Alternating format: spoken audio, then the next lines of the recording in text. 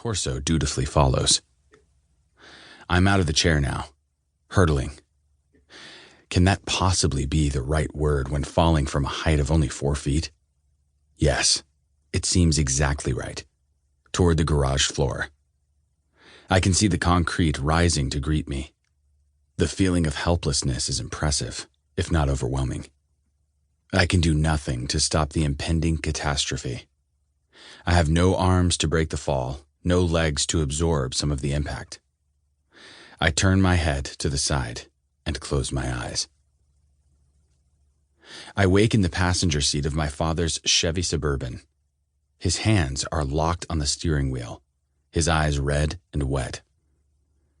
We are racing down the interstate toward St. Louis Regional Hospital. Dad, it's okay. I'm all right. This is not true. My head throbs. My face is on fire. Liquid drips into my left eye, sticky and stinging. Please, Robert, he says, be still. I look down. Blood is everywhere. On the seat, on my clothes. I blink hard, trying to clear my vision. I know I'm hurt. And though I don't know exactly how bad, I'm worried not only about my health, but what my injuries might mean for the new direction my life has taken. Right now, though, I mainly feel bad for my father, who has been through so much with me, and who taught me never to focus on what I couldn't do, but rather on what I could, and how he will process all of this. Bad enough to see your only son's head smack against a concrete floor with the sickening sound of a pancake being slapped against a griddle. That's exactly the way my father would later describe it. But to wonder whether you'd buckled his seatbelt or buckled it effectively was even worse. It could have happened to anyone, anytime, and ultimately it's my responsibility. I'm not a child. I'm a grown man, 30 years old. But in that moment, there is no consoling my father. Don't worry, Dad. He doesn't respond. He simply cries. At the hospital, he whisks me into the emergency room, carrying me like a toddler against his chest and shoulder. It's a head injury, the kind that gets you pushed right to the front of the line at the ER.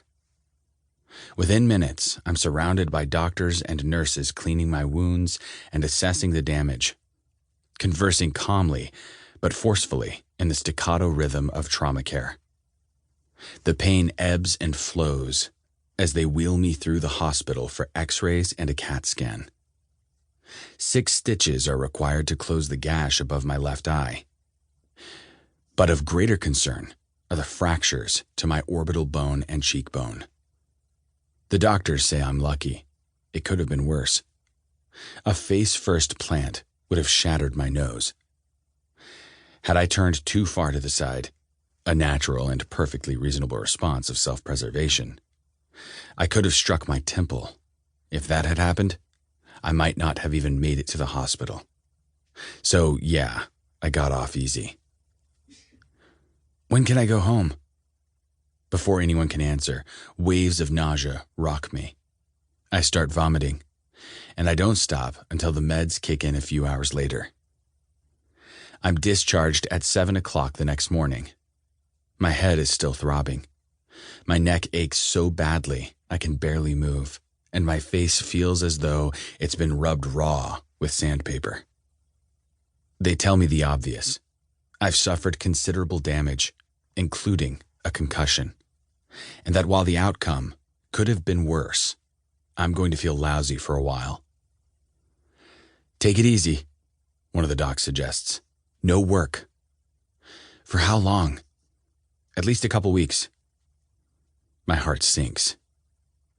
For 12 years, I've been coaching high school and Pop Warner football in the Bay Area. And now, finally, I have a team of my own. I'm the head junior varsity coach at Prospect High School in nearby Saratoga. Classes have already begun. Our first preseason game is only a few days away. 2 weeks? No way, I respond. I need to get back on the sideline, now. Not advisable, the doctor reiterates. You just can't. I don't argue.